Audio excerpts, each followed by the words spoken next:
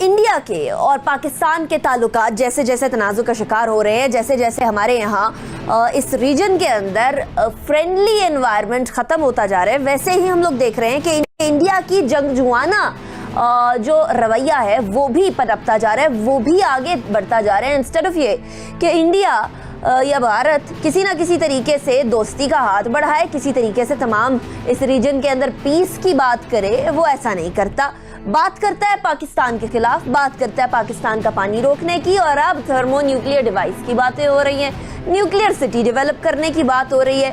تو آخر یہ ہو کیا رہا ہے اور پاکستان کو اس کا ری ایکشن کیا دینا چاہیے؟ خالد صاحب، یہ انڈیا کی رویے کے اندر کچھ بہتری آنے کی بجائے ایسا ہی لگ رہا ہے کہ جنگجوانہ رویہ آگے بڑھتا جا رہا ہے۔ وہ ایک دفعہ احسن اقبال صاحب نے کہا تھا کہ جی اب جو الیکشنز ہوئے ہیں انڈیا کے اندر، اس کے بعد بہتری آئے گی پاکستان انڈیا کے تعلقات میں۔ مجھے تو ایسا کچھ نظر نہیں آ رہا، کہ آپ کو آ رہا ہے؟ آپ نے درست کہا کہ ہندوستان کا جو رویہ یا جو ایک مخالفانہ رویہ ہے پاکستان کے خلاف، اس کی بڑی بنیادی وجوہات ہیں۔ یہ صرف اسٹیٹ الیکشن کا مسئلہ نہیں ہے۔ ہندوستان کا خیال یہ تھا کہ پاکستان پر مسلسل دباؤ ڈال کر، امریکہ کو اپنے ساتھ ملا کر، افغانستان کے مسئلے پہ دباؤ ڈال کر پاکستان کی ریاست کو کمزور کر لیں گے، پاکستان اور دنیا کا جو توجہ ہے کشمیر کی طرف اس سے ہٹا لیں گے، پاکستان کی جو کاؤنٹر ٹیررزم کے خلاف کوشش ہے اس کو کمزور کر لیں گے۔ تو اس کے لیے مختلف حربے جو ہیں وہ آزمائے گئے۔ لائن آف کنٹرول پر مسلسل فائرنگ ہے، پاکستان کے اندرونی معاملات میں مداخلت ہے، جو دہشت گرد تنظیمیں ہیں ان کو امداد دینا ہے۔ لیکن اس سے بڑی بات جو ہے، ہندوستان اپنے آپ کو دنیا کی ایک سپر پاور سمجھتے ہوئے اس قسم کے ہتھیار اور اب طاقت اکٹھی کر رہا ہے جو ہم سے زیادہ دنیا کے لیے خطرہ ہیں۔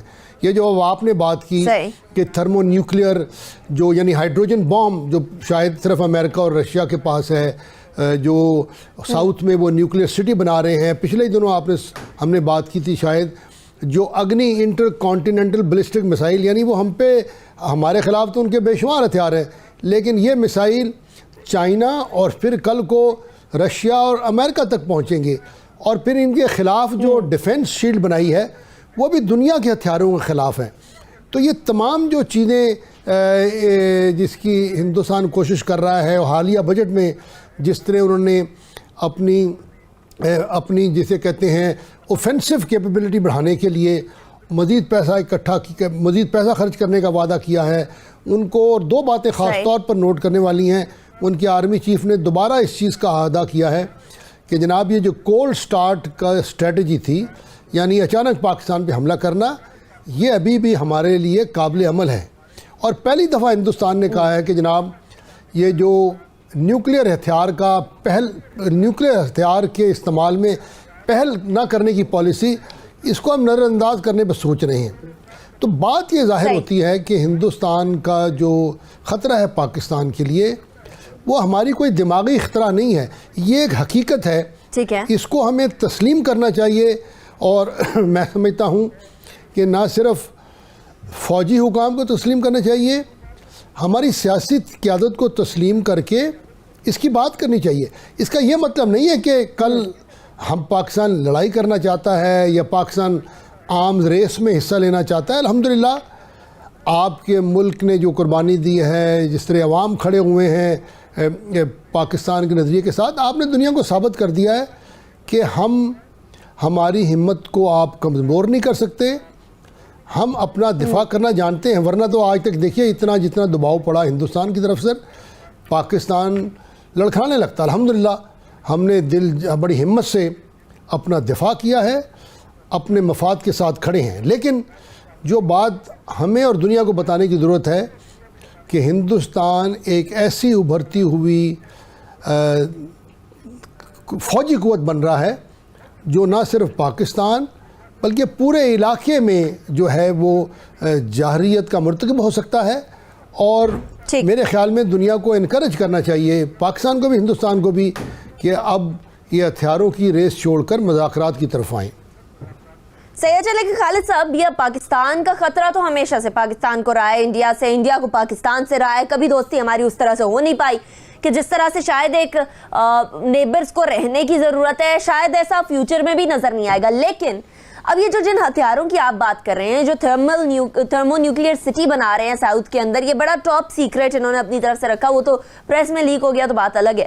لیکن اس کا مطلب یہ ہے کہ امریکہ سے جس سے یہ ہتھیار لے رہے ہیں, رشیا سے جس سے یہ ہتھیار لے رہے ہیں, چائنا سے جس سے دوستی بڑھانے کی کبھی کوشش ہوتی ہے, کبھی تناؤ بڑھ جاتا ہے, ان تمام سپر پاورز کو بیٹھنا پڑے گا, سوچنا پڑے گا کہ وہ انڈیا جو پہلے ہی خطے کے اندر ٹیررزم فنڈ کر رہا ہے, اور یہ میں نہیں, یہ اجیت دووال بولتے ہیں ایک سیمینار کے اندر, تو یہ کل کو ٹیررزم باہر بھی فنڈ کر سکتے ہیں, امریکہ تک بھی فنڈ ہو سکتی ہے. کیا یہ تھریٹ موجود ہے؟ دیکھیں, بہت دیر تک جب ساؤتھ ایشیا کی بات ہوتی ہے تو سارا الزام پاکستان پہ دیا جاتا ہے.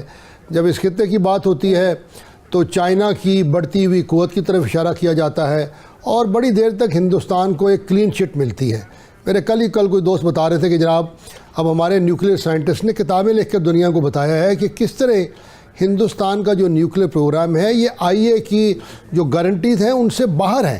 اور بلکہ مجھے ایک اور دوست بتا رہے تھے کہ اب یہ اس کے اوپر شواہد ہیں کہ ہندوستان کا جو نیوکلیئر پروگرام ہے اس میں بہت زیادہ خطرات اور اس میں بڑے زیادہ حادثات جو ہیں وہ ہوئے ہیں, ان کی توقع ہے. لیکن چونکہ انڈیا ایک بڑی مارکیٹ ہے, خاص طور پر یہ پچھلے دنوں جب صدر ٹرمپ آئے تو دنیا کا یہ خیال تھا, بلکہ صدر ٹرمپ نے خود بھی کہا کوئی اسلامک ریڈیکلزم کے خلاف جنگ کریں گے, ہندوستان شاید میں ان کی حمایت کرے گا. پھر انہوں نے ایران کے خلاف ابھی بھی مسلسل جانے کی بات کی ہے. تو دنیا یہ خاص طور پر مغرب یہ سمجھتا ہے کہ شاید چائنا اور اسلامک ریڈیکلزم کے خلاف ہندوستان ان کا ایک بہت بڑا ساتھی ہو سکتا ہے. اس لیے ہندوستان کو بہت چھٹی ملتی ہے اور بڑی چیزیں ان کی جو ہیں وہ ان نوٹس جاتی ہیں. ہم نے دیکھا کہ کشمیر کے معاملے پہ ابھی تک دنیا نہیں بولی, پھر جو ہتھیاروں کی بات ہے اس پہ دنیا نہیں بولتی. پاکستان کو کبھی کہتے ہیں کہ دنیا کا سب سے تیز رفتار نیوکلیئر صلاحیت والا ملک ہے, جو کہ غلط بات ہے. تو میرے خیال میں پاکستان کو دنیا کے ساتھ مل کر, اور اب چونکہ آہستہ آہستہ ہندوستان کی چپکلش چائنا کے ساتھ بڑھ رہی ہے اور چائنا نے اس پہ بات کرنی شروع کی ہے, تو اب پاکستان کا جو نیا ایک اکنامک ارینجمنٹ ہے چائنا رشیا اس خطے کے ساتھ, ہمیں اب دنیا کے سامنے بات کرنے کی ضرورت ہے. اس کے ساتھ ساتھ یہ بہت ضروری ہے. خالد صاحب, ایسے میں ابھی کور کمانڈر میٹنگ کی بھی تھوڑی سی بات کر لیتے ہیں.